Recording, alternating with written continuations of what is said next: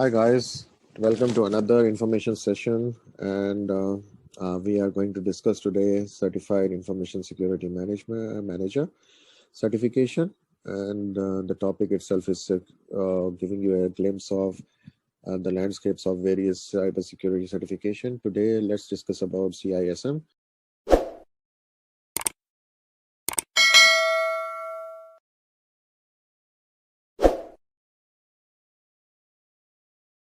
So CISM, as you know, with the terminology listed on the slide, is Certified Information Security Manager, and it is a certification for the professionals who intend to manage, design, oversee, and assess enterprise information security.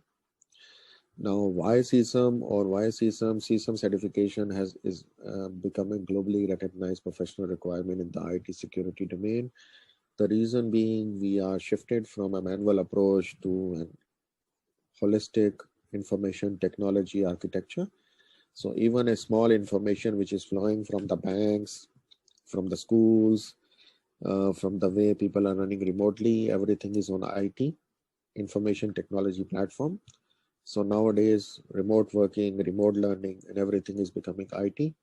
So which has brought more threats, and the hackers are mostly interested since it's an IT platform. So they want to like get into your system, fulfill their malicious wishes, and all these things. So now this IT security or the information security, or sometimes called the alternatively as cybersecurity, has gained a lot of importance in all the organization, whether it is school, whether it is banks, whether it is financial institutions, whether it is your professional institutions, whether it is ISACA, whether it is chartered accountancy, or whoever it may be, are more going online. And the online means that there is some threats with respect to the security. And even though there are no threats, everybody wants to safeguard their information.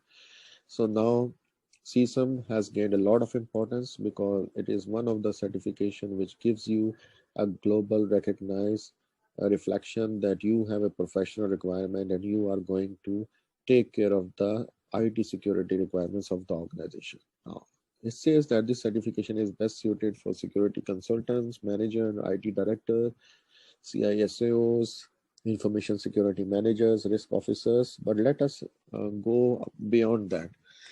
Information security is important for the big professionals also, even the CEOs or the marketing people or the sales people or the HR people, because whatever they are trying to do is to safeguard the enterprise information, and they are trying to make sure that which information is being published or given to an individual, he's authorized to have that information. So this certification is good for everybody and anybody, because everybody and anybody nowadays is working on an IT platform, whether he's a student, whether he's a professional in IT, professional in marketing, professional in sales, but he is remotely in contact with non-living things like computers and servers. So it is a good approach for anybody and everybody to be part of CISM certification process also. So let's see, it was established by ISACA, okay, and this is a global accepted thing. And ISACA not only do CISM, they provide the information systems auditor, the risk in information system control. They could give something in certified in governance of enterprise IT. But since we are talking about CISM, so we will stick to CISM. So let's see. So ISACA has defined 4 CISM domains on which we will we examined during the exam. One is the information security governance, which is on the top level of the organization. Then about information risk management, because everything is about information. Whatever is flowing from an organization, IT system is the information. And whatever we are basically concerned is the confidentiality, integrity, and the availability of the information. So that is all it's all about. Domain 3 is about information security program, how we can develop it and manage it. And then if there is a security incident happening or identified, or a near miss, somebody tried to creep into your business IT systems, how to manage those incidents. So that are the 4 domains, and the respective percentage is written for the exam.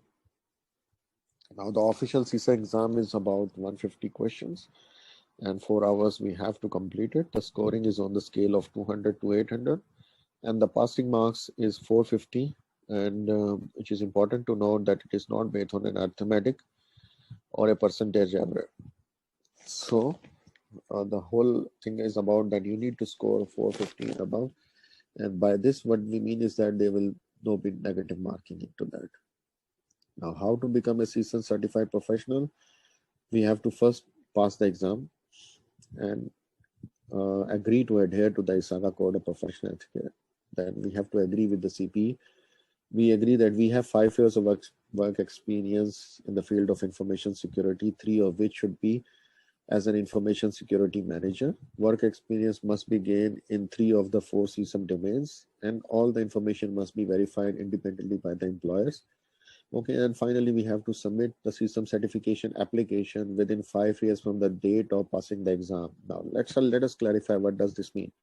That I can take an exam today, and today, whatever is the date, I have 5 years from this date to apply for a CISM badge or a CIM certified, that whether I will be able to use the CISM with my name. So I can only be able to use CISM as with my name is that if I have submitted an application for the certification, okay, and ISACA is giving us 5 years to do that.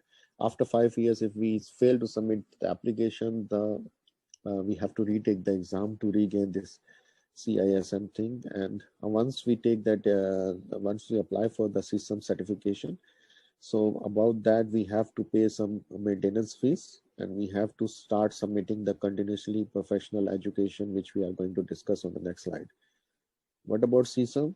As we have discussed that there are more than 46,000 certification holders, and the average salary is approximately better than the other careers, and it is accredited under the ISO 17024, which is about the competency of the professionals and the personals. And people have seen 42% increase in their salary in the managerial roles, and the companies have said that they have seen 70% on the job performance improvement with this CISM.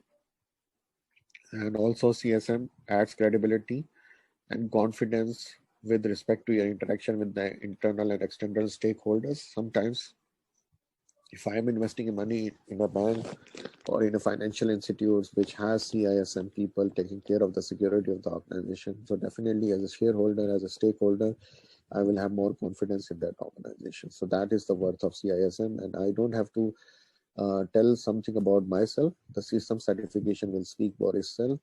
I go for a migration. I don't have to do a re-qualification, re-evaluation of the certification. So it will be accepted as is because this is in global recognition.